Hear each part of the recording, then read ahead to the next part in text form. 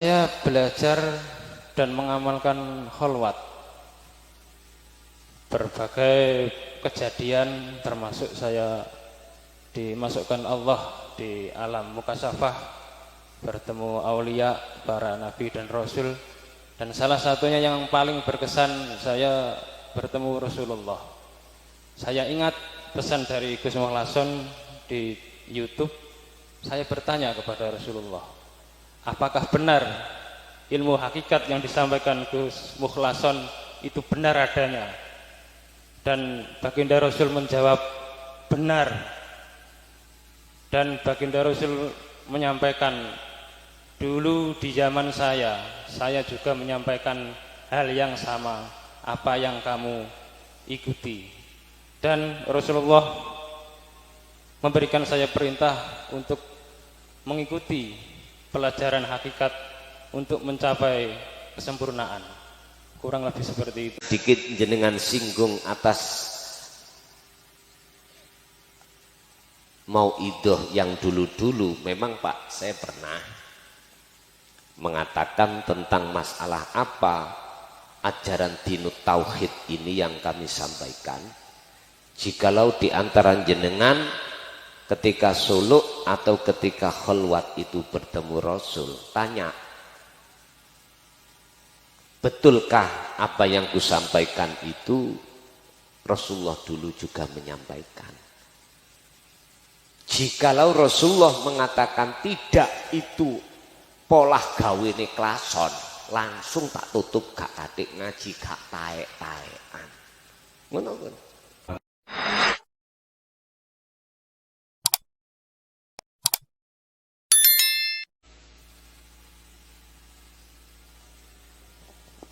Assalamualaikum warahmatullahi wabarakatuh. Perkenalkan, nama saya Imran. Saya dari Desa Compreng, Kecamatan Widang. Saya jauh ke sini karena ingin bertanya kepada Gus Mukhlason tentang pengalaman saya yang saya alami. Saya mengikuti channel Gus Mukhlason dari YouTube atas saran teman saya. Saya pelajari dan saya amalkan. Di saat saya ngening cipto, saya dapat perintah untuk menjalankan wasilah Rasulullah. Yang kedua, saya disuruh membagusi lelakon kepribadian saya. Setelah itu saya belajar dan mengamalkan kholwat. Berbagai kejadian termasuk saya dimasukkan Allah di alam mukasyafah, bertemu aulia, para nabi dan rasul, dan salah satunya yang paling berkesan saya bertemu Rasulullah. Saya ingat pesan dari Gus Mukhlason di YouTube. Saya bertanya kepada Rasulullah, apakah benar ilmu hakikat yang disampaikan Gus Mukhlason itu benar adanya? Dan baginda Rasul menjawab benar. Dan baginda Rasul menyampaikan, dulu di zaman saya juga menyampaikan hal yang sama apa yang kamu ikuti. Dan Rasulullah memberikan saya perintah untuk mengikuti pelajaran hakikat untuk mencapai kesempurnaan. Kurang lebih seperti itu. Dan saya melakukan kholwat, tepatnya di malam bulan Ramadan, malam 23. Saya berjumpa, ya maaf Gus ya, ini agak sensitif mungkin. Saya bertemu Allah dan berkata, aku iki Allah, la ilaha illa ana. Setelah itu berpesan, teliti, awasi, bakal tak budohno siji persiji sing nang jero awakku. Maaf Gus, ini pertanyaan agak sensitif. Yang pertama, di dalam kepala itu ada lantai yang bersinar terang dan Allah duduk di singgasana. Di belakang Allah itu ada pohon. Saya meyakini itu pohon arsi yang daunnya itu seperti kepingan uang koin, dan di setiap kepingan itu ada tertulis takdir setiap makhluk hidup di seluruh alam semesta ini. Dan di sebelah kanan itu ada Rasulullah yang bersinar terang wajahnya, dan di belakang Rasulullah itu ada Nabi Ibrahim dan Nabi Musa. Di sebelah kiri lantai itu ada para Rasul, para Nabi dan para kekasih Allah. Setelah itu lantai itu kalau di tubuh itu menjurus ke leher, itu sampai ke dada. Itu tangga yang sangat bercahaya, dan alam semesta ini ada di dada sebelah kanan. Dan sebelah kiri itu ada Allah yang berkholwat. Terus di belakangnya ada 4 orang, dan di belakangnya itu banyak orang yang semua itu mengucapkan Allah, Allah, Allah tiada henti. Dan pusatnya di hati. Saya ditunjukkan sampai sekarang pun itu kitab suci Al-Quran yang terbuka dan bersinar terang. Huruf pertama yang saya lihat itu wawu. Setelah itu agak samar-samar, saya nggak tahu seterusnya. Dan di tengah perut itu ada taman bunga, taman yang sangat indah sekali. Dan di belakangnya ada masjid yang megah luar biasa. Di sisi kanan atas itu ada cahaya rembulan. Di sebelah kanan itu ada cahaya matahari yang sangat terang benderang. Dan di sebelah perut bawah kanan itu ada ruang kosong menuju ruang kosong atau angkasa yang kosong. Dan di bawah pusar, di atas kemaluan itu ada gunung yang sangat megah. Saya itu sering ditunjukkan gambar, Gus, tapi tidak tahu artinya. Dan yang saya tanyakan, apakah benar pengalaman yang saya lakukan melalui kholwat dan lain sebagainya? Karena saya tanya-tanya itu setiap orang pribadinya berbeda-beda. Jikalau memang benar, alhamdulillah. Jikalau salah, mohon Gus Mukhlason luruskan. Dan yang kedua, apa yang harus saya lakukan untuk selanjutnya? Kalau saya melakukan sholat syariat, saya bisa setidaknya konsisten di atas 70%. Tetapi di luar sholat saya kesulitan.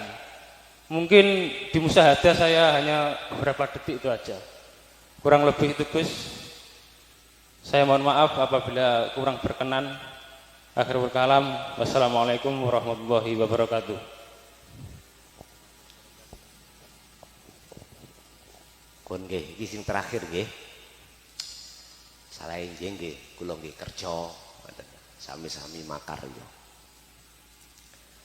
Ketika saat seseorang itu diperjalankan Allah untuk menghadap dan bertemu Allah, itu disebut salikin, salik.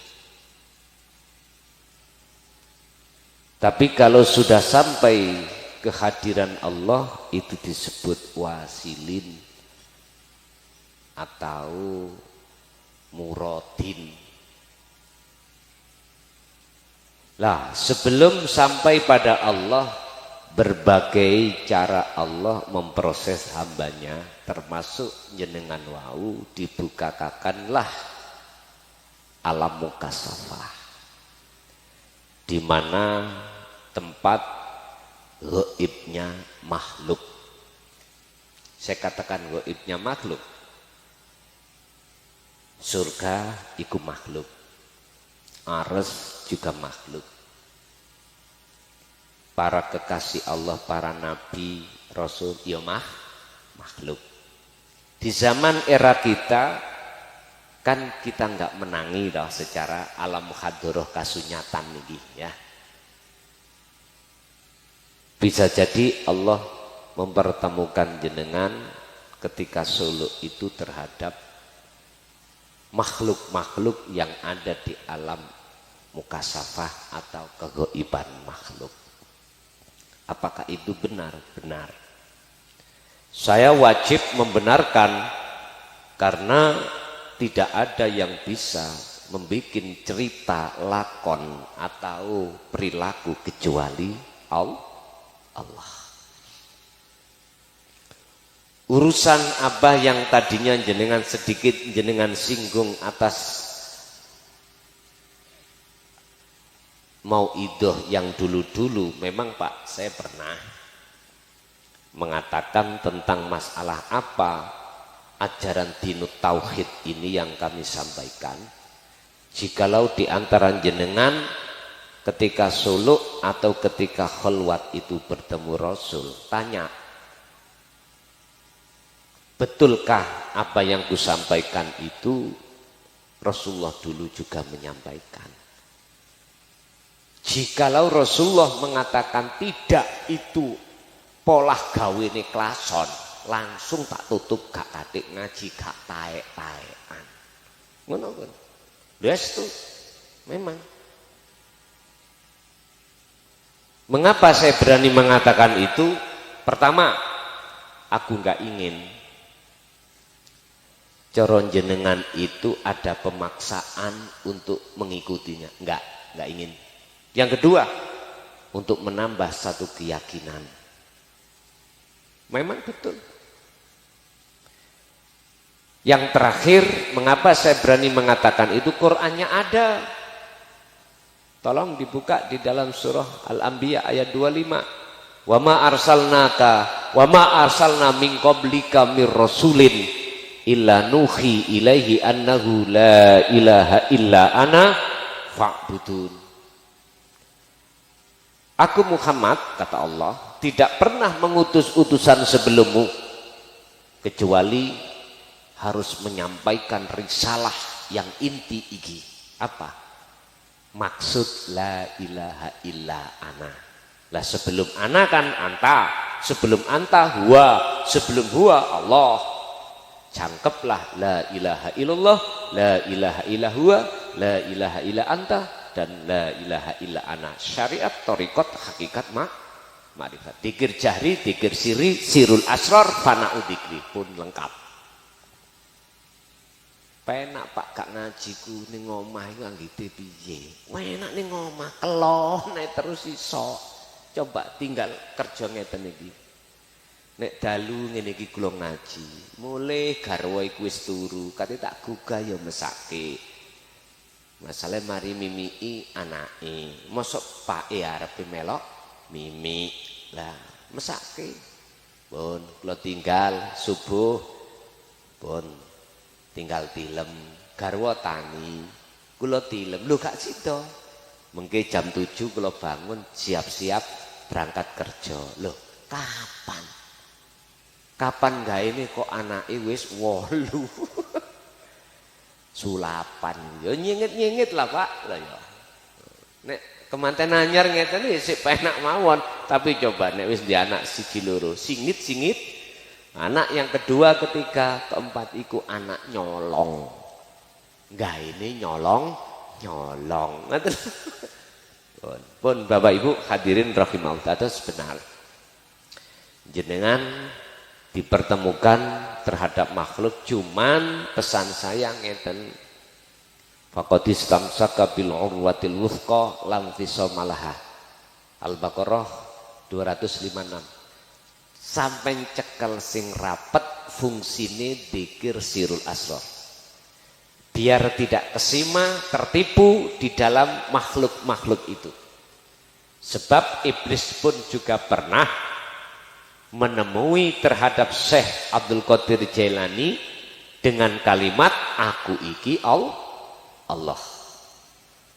Nyun sewu, tondo kalau itu bertemu Allah, la yarawna li anfusihim syai'an. Dalam hati sampai itu sudah tidak ada pengakuan kewujudan makhluk dalam hati. Bal yusyahiduna annal fa'ila huwallahu ta'ala. Nomor 2, dalam hati sampean itu memancarkan cahaya kalam sing isine kalam innani anallah. Niki kalam. Lah wong saliyane Gusti Allah wis enek, berarti sing ada hanya Allah. Yaitu tadi ucapan innani anallah. Yang ketiga, tatmainul qulub. Ati sampean iku selalu damai. Allah katakan dalam surah Yunus ayat 6263, ala inna awliya Allah la khaufun alaihim walahum yahzanun. Ingatlah yang dikatakan sebagai kekasih Allah, karena sudah bertemu pada Allah, mereka itu tidak mudah hatinya ada rasa khawatir, rasa gelisah, apalagi rasa takut. Karena apa? Karena apa mungkin Gusti Allah niku khawatir? Lah gak mungkin toh. Gusti Allah iku takut, gelisah, mboten wonten. Niku tondo sing nomor 3. Tondo berikute jenengan kalih kula niki dideleh di makom nopo? Makom khos ataukah khawasul khawas? Kalau makom khos, gendeng sak dohiri sampean, jadab sak dohiri. Ruh dan akal dicabut Allah, akhirnya gung lewang liwung terus menerus sampean. Ditakoki, Mas Pak tekondi sampean, jenengan jawabin mboten dugi pasar, jawab sampean sapiku mana telu. Sambung mboten? Pertanyaan sampai jawaban mboten sambung. Tapi jikalau jenengan diletakkan di khawasul khawas, beda. Akal isih nyambung, tapi ati iki mboten sambung kalih dunya. Ati iki sambungi mung dateng Gusti Allah. Akhirnya dapatlah sifat tapat sidik tablek fatonah amanah. Apa yang harus kulakukan selanjutnya? Ketika aku sudah diletakkan Allah di posisi ini, tolong dibuka di dalam surat Al-Hijr ayat 99, ayat yang terakhir. Hatta ya'tiyakal yakin. Ini Rasulullah ditanya, jawabnya apa? Udah sampai mati pegang itu. Berarti nyembah mung datang Gusti Allah iki pegang sampai datangnya kematian. Makom ma'rifat, peganglah sampai jenengan kali kula secara dohir ikut dimatikan oleh Allah. Bapak Ibu hadirin jamaah rahimakumullah, apa mulai awal sampai akhir yang diberikan Allah di dalam dada kita masing-masing, semoga menjadi ilmu ingkang manfaah barokah terhadap kita dan keluarga kita ila yaumiddin. Lahumul Fatihah.